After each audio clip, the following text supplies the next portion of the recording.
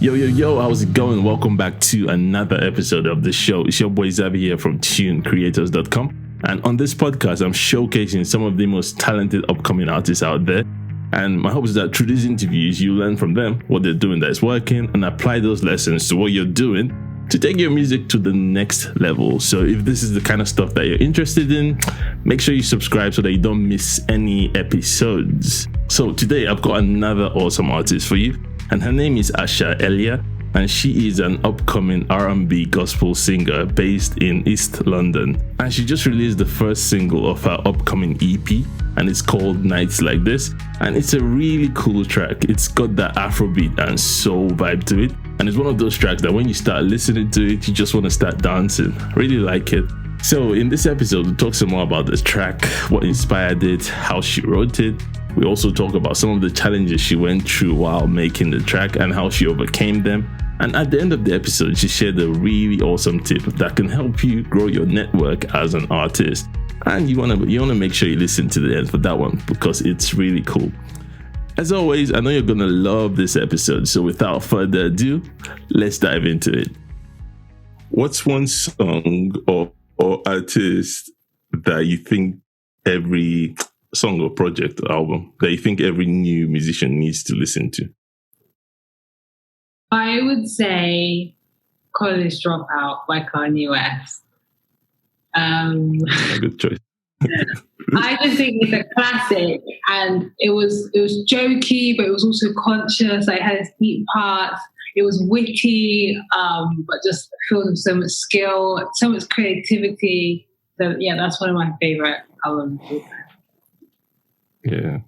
Are you a big fan of Kanye then? Or is it just that? Younger, I was like his first, the first few albums that he put out. They're my favorite. Yeah, Kanye has gone from that to something else now. I don't know what he is, but yeah, I'm also a big fan of his, and College Dropout, definitely classic, brilliant. Awesome. So let's talk about you as the artist now, because I like to know the person behind the music. Yeah. Let's start off with where you're from originally. Where are you from? I am from Bristol. Bristol? Yeah. Oh, nice. I got family in Bristol. Is that where you're based? Yeah. No, I'm based in East London, but that's where I was born and grew up. I see. That's so cool. I got family there. Like I got my sister and her kids, so my nieces, and then my younger brother is in Bristol. Oh, and I go there all the time. Yeah. It's really nice, right? Yeah. Bristol is nice. It's very. It can be a bit poshy, I guess. I like to tease them that they think they're in London, with the housing prices and stuff like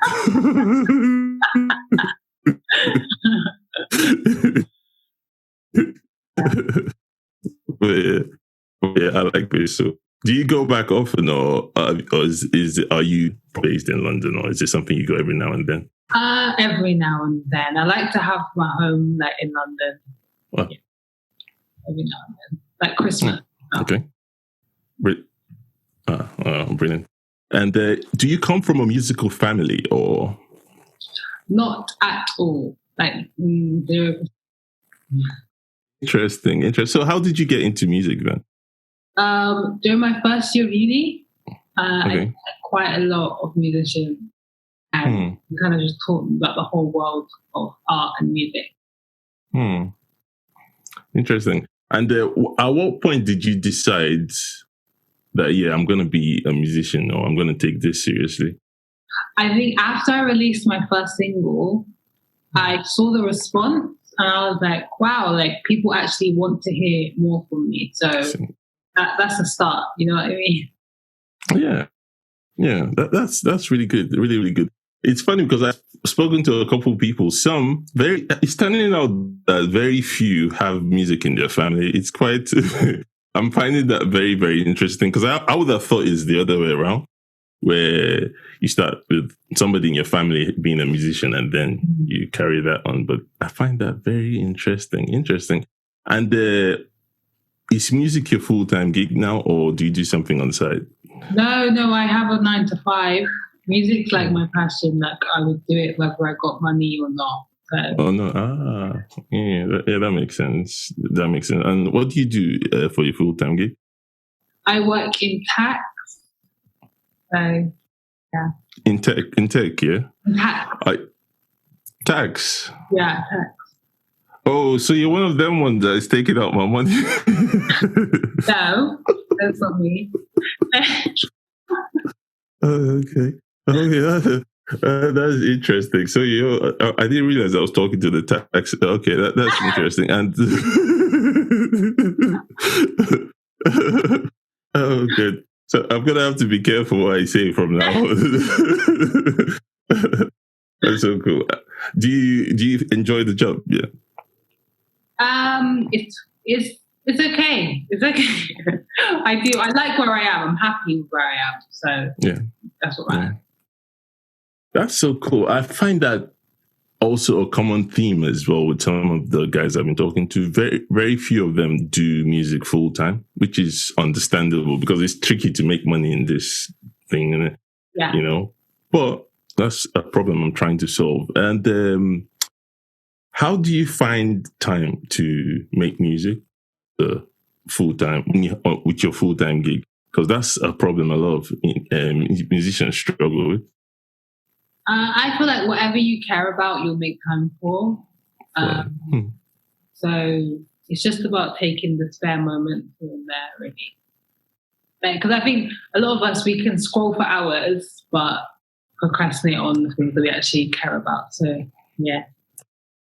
You know what? Yeah, that's a good, that's a very, very good point. And why I say so is that some people have told me they don't have the time, but the truth is that if you really want to do it, you will find time to do it because there's all this other stuff that takes up our time, which is like you're saying, scrolling and stuff like that. That makes sense. Oh, okay. That's so cool. And about your music, how would you describe the kind of music you make? I feel like my sound is still evolving, but I do like the airy kind of R&B contemporary vibe. But I also like upbeat, like Afrobeat type vibes too. So, yeah.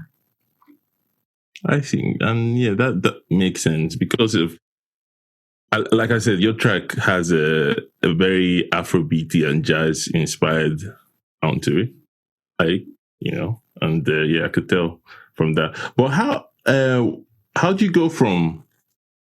Okay, who inspires you as an artist? Because Kanye West doesn't do Afrobeat, so who who is the artist that inspired the Afrobeat? I would say a big artist. Well, the artist that inspired this song was probably Burna Boy mostly. Yeah, but in general, I feel like I'm quite inspired by Drake, which is interesting. Yeah. Really. Maybe not to the sound, but like the kind of spirit behind it. Like he gives people the kind of music that they want to hear, but at the same time, he has his own sound. Do you know what I mean? I get you. Yeah. Drake is very flexible, isn't it? Like in terms of people don't give him enough credit. You know, he switches genre, like and he's very comfortable in everything really cool. He does. Yeah. That's so cool. And do you see yourself being that kind of an artist where you switch genres as well, as in you're not contained by a genre, you just do your thing? Yeah, no, I do. Like right now I'm working on an R&B drill track. So that will be really interesting. Oh, I want to hear you on the drill track because I'm a huge drill head. Like I love drill. The new UK drill, not American drill. I guess it's beginning to pop now in America though, but I'm a huge drill fan too. When is that coming out? I'm not going to be rapping like a drill artist. You just ruined my fun. I was hoping to hear you rap on a drill track. Okay, so you're gonna sing on the drill beat, basically. Yeah, the new genre of R&B drill. R and drill, rhythm and drill. Is that what that is? Yeah. So it's like R&B with like a drill track, like meshed together. Yeah. Oh wow, that sounds so cool, man. I've come across that before. Oh. I think who did it? I've forgotten her name. I've forgotten, but so an artist just recently came out with one. It's quite new, but a couple of people have done it. What I love about drill is the way they wobble the bass. The bass, the way the producers play with the bass. Man, I just love it. Man. Drill, so I have no idea. What? So how is this track? How did this track come about then? This single you're working. I'm working on it with another artist called Names Lips, and I heard one of my friends who's a producer. He made an R&B beat, and I heard it, and I was like, wow, I want to do something like that. So that's when we got in contact with him, and now we're just working on it all together.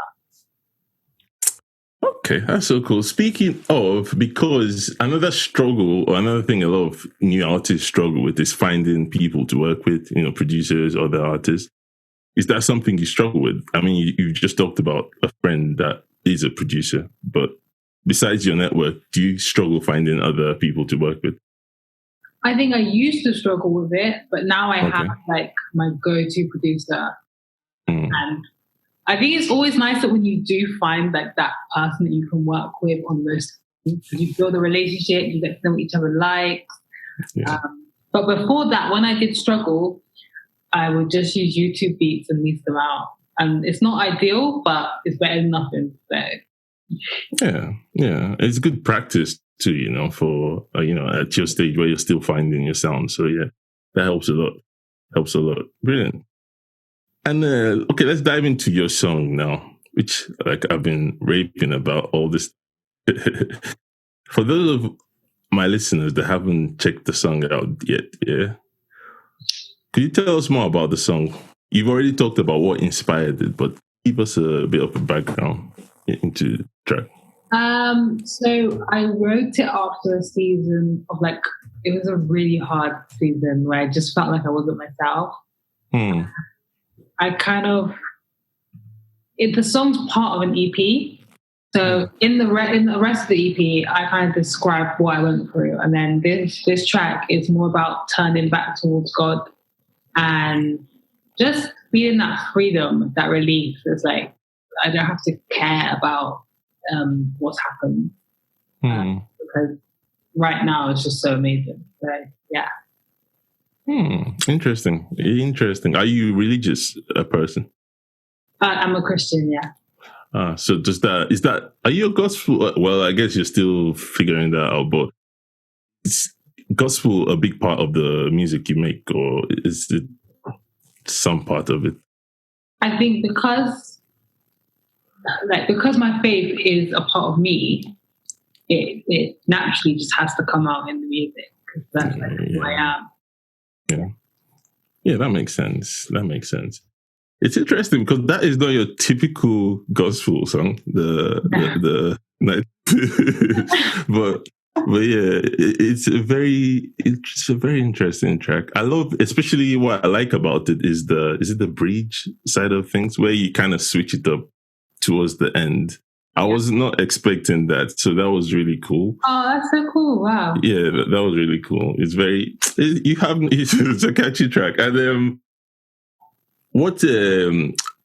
I like to know your creative process. So, how do you go from idea to a finished song? What does that look like for you?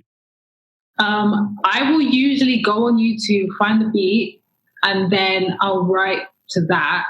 And then I'll take what I've written to my producer, and we'll start from there. And we'll just explore it together of what kind of different sounds we can use. So I prefer going with something already written, just so that it saves time. And money. So Yeah.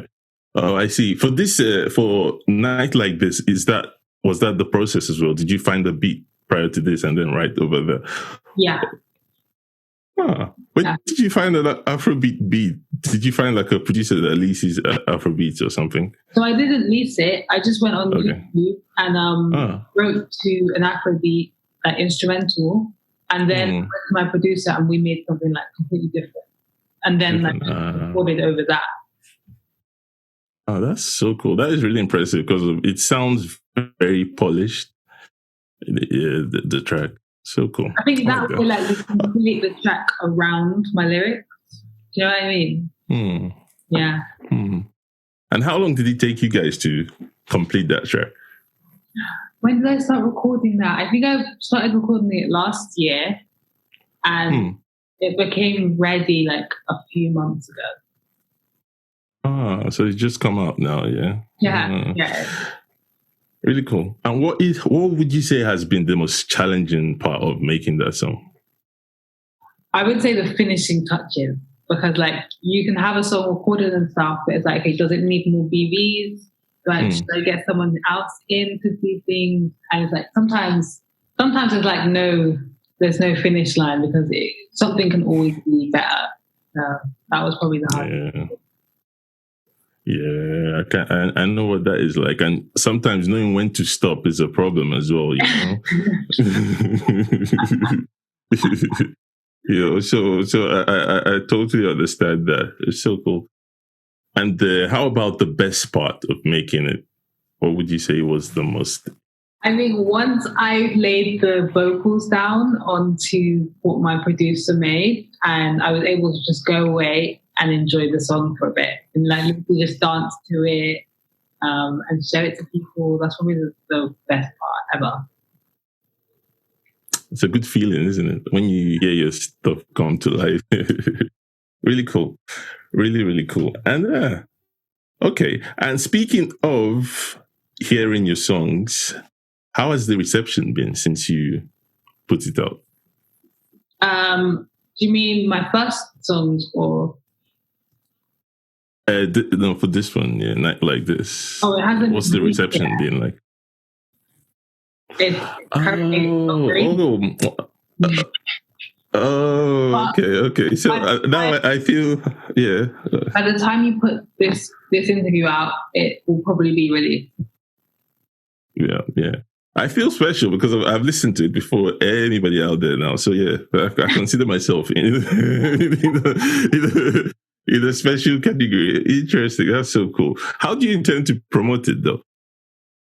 So mostly through playlists. Okay. Spotify playlists. Like pitch into a load of playlists. Yeah. Okay. Have you got like some kind of a mini fan base already, or is that something you're still working on? No, I would say over social media, it's been so encouraging. Like everyone's so supportive, everyone loves the music, but there's always more to grow and just connect with people. Like I want to continue to do that. So yeah. That makes sense. It makes sense. Promotion is a tricky thing, you know. For me, it's the more important part of this thing, you know. Music making is like 10% of the game, but yeah, that is You've promoted songs in the past, though, Abby. Now, yeah, I like to ask for like a tip that has worked for you in the past. If you share your best tactic in terms of promoting a song, what would that be? I would say value people. Don't just try and be someone that they can just look at. Like actually connect with people. That. And you're talking about the fans now that listen to your track. Yeah. So I think like connect with people, but also just try and add value to their lives, like in whatever way that we can. I like that you use that phrase, add value. Not many musicians understand that, you know. Like, you know, you need to come with value first. That is something you have to learn as a marketer. You know, if you haven't done any marketing, how did you learn that? How did you that you need to add value first? I feel like when I watch videos and stuff, like that's like to me it feels like a basic, but something that we all struggle to do sometimes. Because even like you can post a picture, but does it inspire anyone? You know what I mean? Like, how do they walk away after seeing that? So, but it's so subjective. So I think it's something that I just have to keep learning about. Yeah, it's for me. I think that right there. Why I'm stressing on it, because I think it's very important. That right there determines if you're going to be successful or not. just understanding this little concept in terms of adding, answering that question, what's in it for me? If you get what I mean, from whoever, because if you can answer that question, you can literally get anything you want from that person. So I think that's really good that you get that. Okay, that's beautiful then. Awesome. And yeah, we've come to not necessarily. What is next for, obviously, I'm guessing you're gonna promote this EP that is coming out, and this song, and then the EP. Well, I'm gonna ask you though, what's next for you in terms of music? So yeah, obviously we've touched on the EP, which I'm so excited to release, and I think after that I'm gonna continue exploring my sound. Probably a good few singles after that, and just exploring R&B, and just the different things that come out creatively. I'm just gonna have a lot of fun. Music, yeah.